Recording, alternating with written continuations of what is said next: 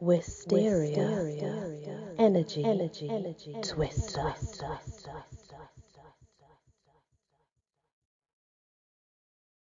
Hello everyone, welcome back to my channel and the folk tales and legends of Brittany.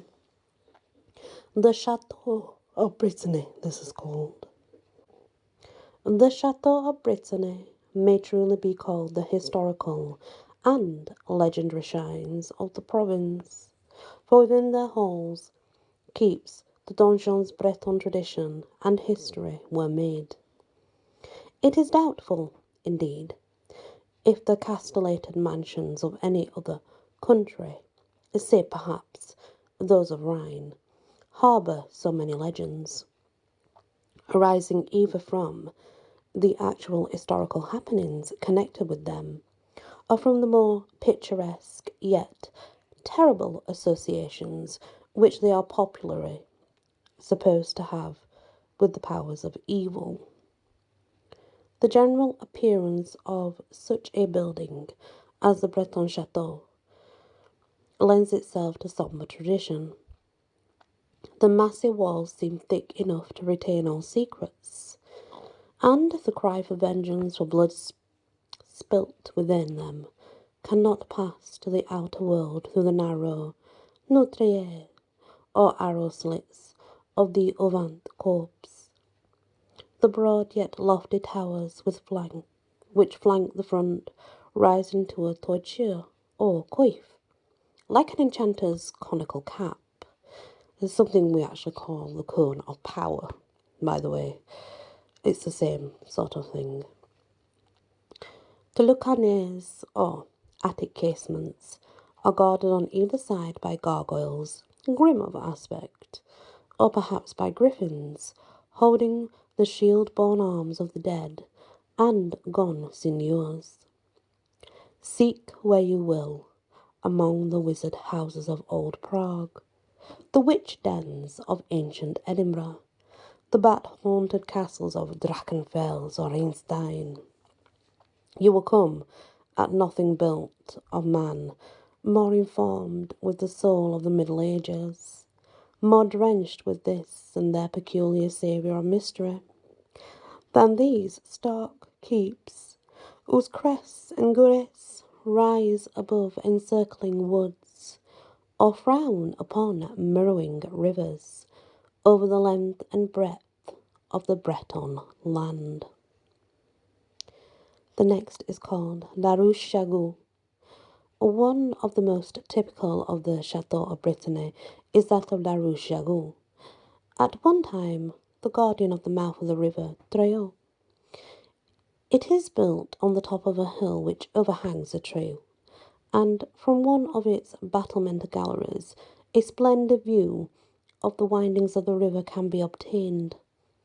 The wall on this side of the fortress is so thick as to allow of a chapel being hewn out of its solidity. A most distinctive architectural note is struck by the 14 wonderful chimney shafts of cut stone ornamented with iron spikes. Tonquédic, some miles further down the river, but on its opposite side is the imposing castle of Tonquédic, perhaps the finest remnant of the medieval military architecture of Brittany. It has always remained in the family of the Viscounts of Courtenay, who ranked among the foremost of the Breton nobility, though one of them espoused the cause of the constable Clisson against Duke John, and I think that was the 6th, and had the anguish of seeing his ancestral fortress razed to the ground. But that was under Henry the 7th or 6th, not sure. However, the castle was restored, only to be again demolished by order of Cardinal Richelieu, who strongly and forcibly disapproved of such powerful fortresses, or let's say fortalices. It had an outer enclosure and had to be entered by drawbridge, and it was strengthened in every way conceivable to the military art of the times. It was surrounded by dwellings for the convenience of the seigneur's retainers, a fine salle d'armes still remaining. To the keep, 4 stories high, a flying bridge led, in order to facilitate the withdrawal of the garrison in case of siege. Behind walls 10 feet thick, so long as food and ammunition lasted, the inmates could hold the enemy in scorn. It's very interesting. And then the next Château of Britany is the Clisson. The Château of Clisson, once the property of the great constable Oliver de Clisson, whom the Viscount of Coetman and the Breton of Penthievre have championed, is now only a grand old ruin, a touching monument of the architectural splendours of former days. By moonlight, it makes a scene not easily forgotten, gaunt and still, and ruggedly imposing. It seems to be a silent reminder of events, and people tales of whom will not readily die. The treasurer of secrets, it will probably never yield. There's obviously another one, which is the Castle of Nantes, with a stamp of Renaissance upon its delicately sculptured balconies and window frames. It is now an arsenal, a fact, which robes it of some of the romantic interest of Clisson, or indeed of ruins in general. Yet, within its walls are the prison chambers in which Giles de la Ville, the ambitious, a finance minister, Fouquet, and the Cardinal de Retz, and the Duchess of Berry once languished. For many years it served as one of the political prisons of France, though it's also associated with brighter and happier times. For here, on pleasure bent, lingered many of the kings of France, from Louis the 11th onward. And here, in 1675, Madame de Sévigné sojourned, a circumstance which casts about it a literary as well as a romantic glamour. This great well in the courtyard, with its ornamental railing of wrought iron, is quite equal to the famous well of Quintin Matsy at Antwerp. That's one of the other Châteaus of Britany. Then we have Josselin. The castle of Josselin, also associated with the history of the great Constable Clisson and his allies, as well as with the notorious League, whose followers wrought such intolerable misery in Brittany, is built on a rocky foundation near the river Aust.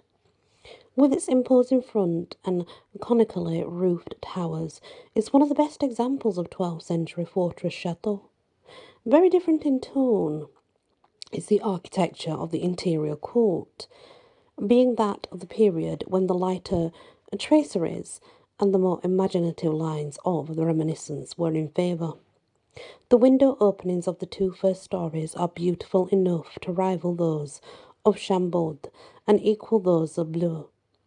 Above the windows, an open gallery runs, and in the space between each, the device of Rohans is carved, with their motto, A plus, this celebrated family having built this part of the chateau.